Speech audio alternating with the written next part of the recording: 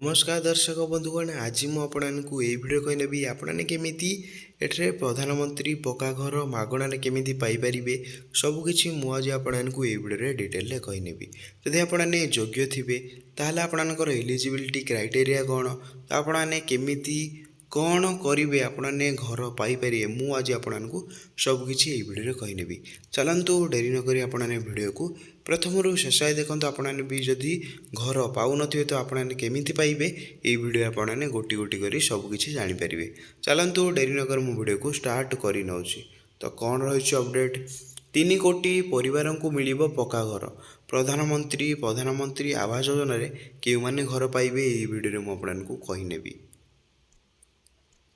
ता सहित प्रधानमंत्री नरेंद्र मोदी बिहार रे जातीय पंचायत राज दिवस कार्यक्रम रे जोग देइथिले। तो आपण तो समस्त जानी आपणकर प्रिय प्रधानमंत्री नरेंद्र मोदी बिहार रे जातीय पंचायत राज दिवस कार्यक्रम रे जोग देइथिले।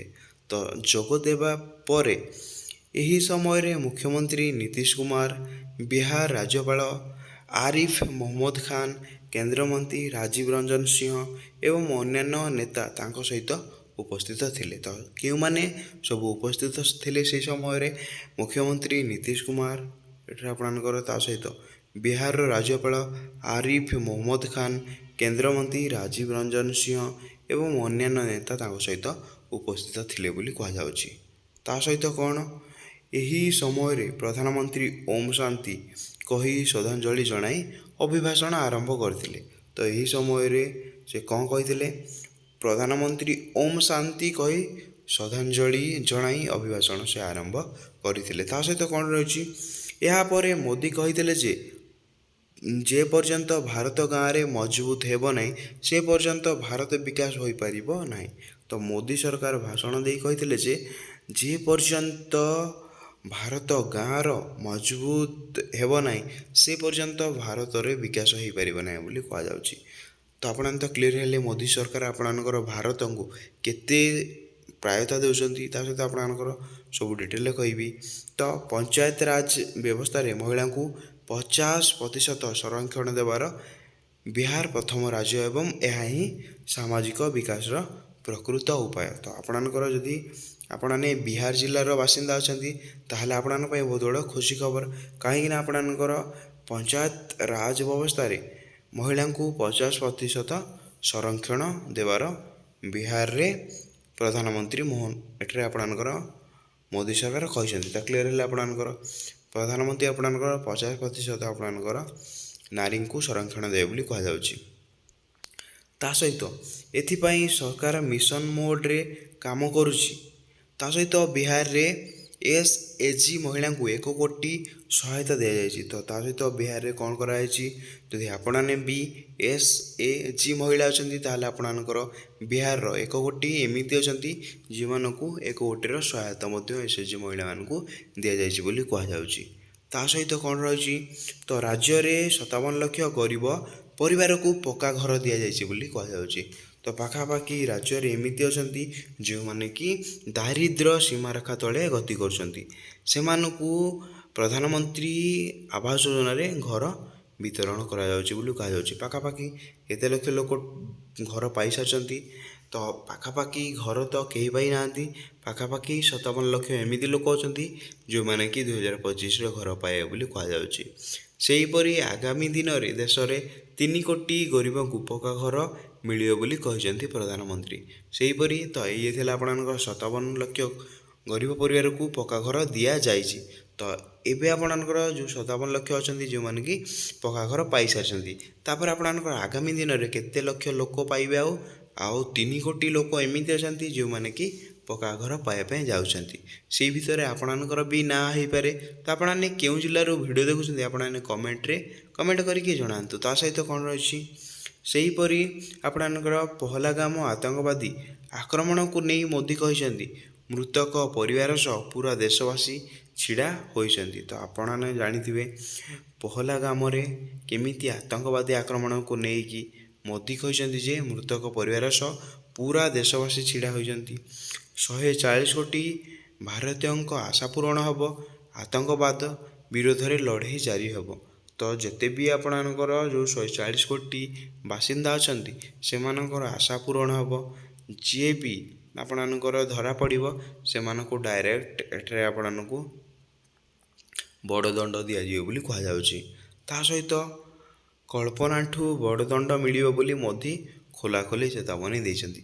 ଯଦି ଯିଏ ବି ଲୋକ ଧରା ପଡ଼ୁଛନ୍ତି ତାଙ୍କର କଳ୍ପନା ଠାରୁ ଅଧିକ ବଡ଼ ଦଣ୍ଡ ମିଳିବ ବୋଲି କୁହାଯାଉଛି। ପ୍ରଧାନମନ୍ତ୍ରୀ କହିଛନ୍ତି ସ୍ୱାସ୍ଥ୍ୟ କ୍ଷେତ୍ରରେ ଏକ ବିରାଟ ପରିବର୍ତ୍ତନ ଆସିବ। ତ ଆପଣମାନେ ତ ଜାଣିଛନ୍ତି କେମିତି ସ୍ୱାସ୍ଥ୍ୟ କ୍ଷେତ୍ରରେ ବଡ଼ ପରିବର୍ତ୍ତନ ଆସିବ, ସେ ନେଇ ଆପଣଙ୍କର ପ୍ରଧାନମନ୍ତ୍ରୀ ବିହାର ପଞ୍ଚାୟତ ରାଜ ଦିବସରେ ଭାଷଣ ଦେଇଥିଲେ। ପୂର୍ବରୁ ଏମ୍ସ ପରି ବଡ଼ ହସ୍ପିଟାଲ କେବଳ ଦିଲ୍ଲୀ ଭଳି ବଡ଼ ସହରରେ ଥିଲା, କିନ୍ତୁ ଏବେ ଦରଭଙ୍ଗାରେ ମଧ୍ୟ ଏମ୍ସ ନିର୍ମାଣ ହେଉଛି। ତ କ୍ଲିଅର ହେଲେ ଆପଣମାନେ ତ ସମସ୍ତେ ଜାଣିଛନ୍ତି ଦିଲ୍ଲୀଠାରେ କେବଳ ଏମ୍ସ ହସ୍ପିଟାଲ ଥିଲା, କିନ୍ତୁ ଏବେ ତାହା ପରିବର୍ତ୍ତନ ହେଇକି କେଉଁଠାରେ ହେବ, ଦରଭଙ୍ଗାରେ ବି ଏମ୍ସ ନିର୍ମାଣ ହେଉଛି ବୋଲି କୁହାଯାଉଛି। ଗତ 10 ବର୍ଷ ମଧ୍ୟରେ ଦେଶରେ ମେଡ଼ିକାଲ କଲେଜ ସଂଖ୍ୟା ଦ୍ୱିଗୁଣିତ ହୋଇଯିବ। ତ ଆପଣଙ୍କର ଯେଉଁ 10 ବର୍ଷ ମଧ୍ୟରେ ଆପଣଙ୍କର ଯେଉଁ 10 ବର୍ଷ ରହୁଛି ସେଇ 10 ବର୍ଷ ମଧ୍ୟରେ ଆପଣଙ୍କର ଦ୍ୱିଗୁଣା ହେଇଯିବ ବୋଲି କୁହାଯାଉଛି। ଝଞ୍ଝାରପୁରରେ ଏକ ନୂତନ ମେଡ଼ିକାଲ କଲେଜ ମଧ୍ୟ ନିର୍ମାଣ କରାଯାଉଛି ବୋଲି କୁହାଯାଉଛି। ଯେଉଁ ଆପଣମାନେ ତ ସମସ୍ତେ ଜାଣିଛନ୍ତି ଏଠାରେ ଆପଣଙ୍କର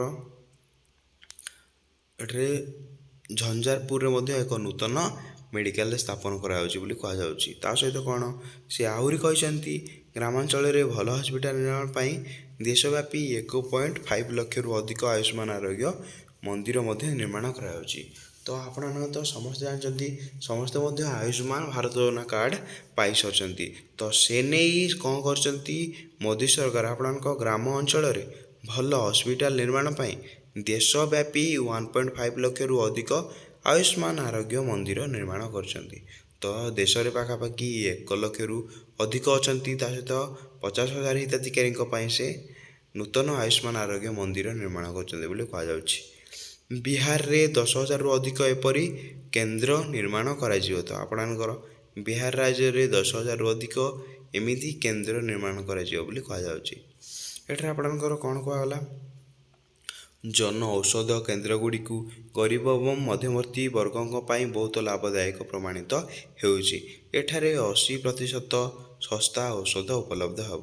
ତ ଆପଣଙ୍କର ଏଇ ଯେଉଁ କେନ୍ଦ୍ର ଗୁଡ଼ିକ ସ୍ଥାପନ ହୋଇସାରିଲା ପରେ ସେଠାରେ କ'ଣ ଆପଣଙ୍କୁ ଲାଭ ଦେଖିବା ପାଇଁ ମିଳିବ, ଆପଣଙ୍କୁ ସିର୍ଫ 20% ଟଙ୍କା ଦେଇ ଆପଣମାନେ ଔଷଧ ନେଇପାରିବେ। ମାନେ ଆପଣଙ୍କର 80% ଛାଡ଼ ରହିବ, ଆଉ ବାକି 20% ଆପଣମାନେ ଟଙ୍କା ଦେବେ ଆଉ ଦେଇକି ଆପଣମାନେ ମେଡ଼ିସିନ ଆଣିପାରିବେ। ବିହାରରେ 800ରୁ ଅଧିକ ଜନ ଔଷଧ କେନ୍ଦ୍ର ଖୋଲାଯାଇଛି। ବିହାରରେ 800ରୁ ଏମିତି ଅଛି ଯେଉଁମାନେ କି ଜନ ଔଷଧ ଏଠାରେ ଖୋଲାଯାଇଛି ବୋଲି କୁହାଯାଉଛି। ଏହା ରାଜ୍ୟବାସୀଙ୍କୁ ଔଷଧ ଉପରେ ଖର୍ଚ୍ଚ ହେବାରୁ ପ୍ରାୟ 2,000 କୋଟି ଟଙ୍କା ବଞ୍ଚାଉଛି। ତ ପାଖାପାଖି 2,000 କୋଟି ଟଙ୍କା ଏମିତି ଯେଉଁମାନେ କି ଗରିବ ଲୋକମାନେ ଆଉ ଖର୍ଚ୍ଚ କରୁନାହାନ୍ତି। ତା ସହିତ କ'ଣ ରହିଛି, ତ ଆୟୁଷ୍ମାନ ଭାରତ ଯୋଜନା ଅଧୀନରେ ବିହାରରେ ଲକ୍ଷ ଲକ୍ଷ ଲୋକଙ୍କୁ ମାଗଣାରେ ଚିକିତ୍ସା କରାଯାଉଛି। ଯେହେତୁ ଆପଣଙ୍କର ଭାରତ ଆୟୁଷ୍ମାନ କାର୍ଡ଼ ପ୍ରଥମେ ବିହାରରେ ଲଞ୍ଚ କରାଗଲା, ସେଇଥିପାଇଁ ବିହାରରେ ବହୁତ ଫ୍ୟାସିଲିଟି ଦେଖିବା ପାଇଁ ମିଳିଯାଉଛି, ଯେଉଁଥିପାଇଁ ପରିବାର ଗୁଡ଼ିକରେ ହଜାର ହଜାର କୋଟି ଟଙ୍କା ସଞ୍ଚୟ କରିପାରୁଛନ୍ତି। ଯେଉଁଥିପାଇଁ ପରିବାରରେ ହଜାର ହଜାର କୋଟି ଟଙ୍କା ସଞ୍ଚୟ କରିପାରୁଛନ୍ତି। ଯଦି ଆପଣଙ୍କୁ ଭିଡ଼ିଓଟି ଭଲ ଲାଗିଲା କିମ୍ବା ଆପଣଙ୍କର ଭାରତ ଆୟୁଷ୍ମାନ କାର୍ଡ଼ ଯୋଜନାରେ କିଛି ବି ଡାଉଟ୍ ଅଛି ଆପଣମାନେ କମେଣ୍ଟରେ ପଚାରନ୍ତୁ। ମୁଁ ଚେଷ୍ଟା କରିବି ଆପଣଙ୍କର କମେଣ୍ଟର ରିପ୍ଲାଏ ଦେବା ପାଇଁ। ତା ସହିତ ରିପ୍ଲାଏ ଦେଇକି ଆପଣଙ୍କର ସବୁ ଡାଉଟ୍ କ୍ଲିୟର କରିବା ପାଇଁ। ଭିଡ଼ିଓଟି ମୁଁ ଏଇଠି ଏଣ୍ଡ କରିନେଉଛି। ଜୟ ଜଗନ୍ନାଥ।